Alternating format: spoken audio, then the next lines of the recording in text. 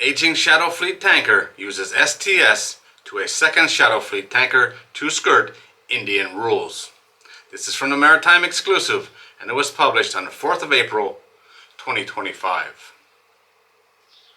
The shipper of a cargo of Russian crude oil loaded aboard a sanctioned shadow tanker has found a creative way to get around Indian regulations that were barring the ship from offloading. A second tanker, also sanctioned in the West and operating in the shadow fleet moving Russian crude oil, is being used to shuttle the cargo to port. AIS signals confirm that the tanker Ozano is now positioned alongside the Andaman skies. The Andaman skies has been stuck holding off Mumbai for 2 weeks since it was refused entry into the port. Both Reuters and Bloomberg are citing sources in India saying that approximately 100,000 metric tons of Russian crude is being transshipped to the second tanker and will be landed at the terminal in the coming days. India has continued to be one of Russia's largest oil customers, with as much as 35% of its crude imports coming from Russia in 2024. Reuters points out that the seller is responsible for the delivery of the crude, including the vessel and its insurance. Reports indicate that the cargo is nearly 800,000 barrels, was purchased and loaded in Russia, and is going to the Indian Oil Corporation. The Andaman skies, built in 2004, has been making the run from Russia, but ran afoul of Indian regulations when it passed the 20-year mark. Regulations require older vessels to have seaworthiness and safety certificates from a recognized class society, which the Andaman skies reportedly do not have available, leading port officials to say it could not dock and unload its cargo. The vessel was sold by Delta Tankers in 2023 and entered the shadow fleet, with reports it is being managed from India.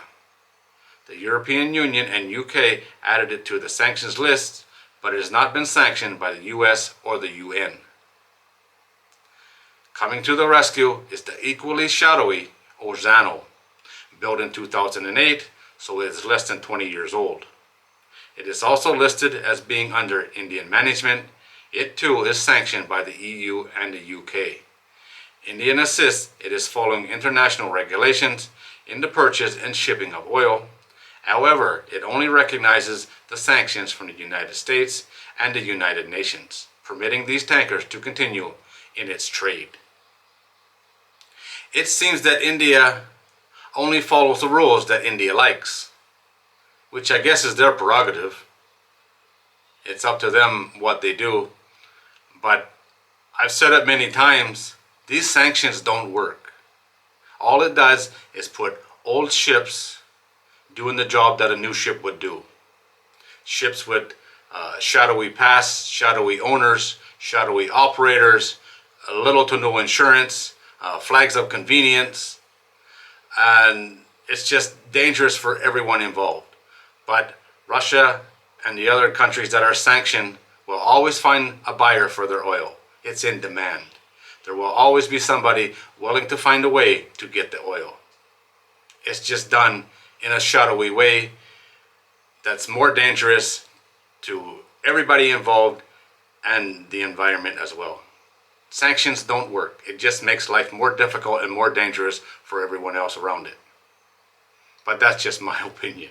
Alright guys, there it is. As always, thanks for watching. If you're new here and you like these kind of videos, don't forget to subscribe before you leave, and I'll see you on the next one.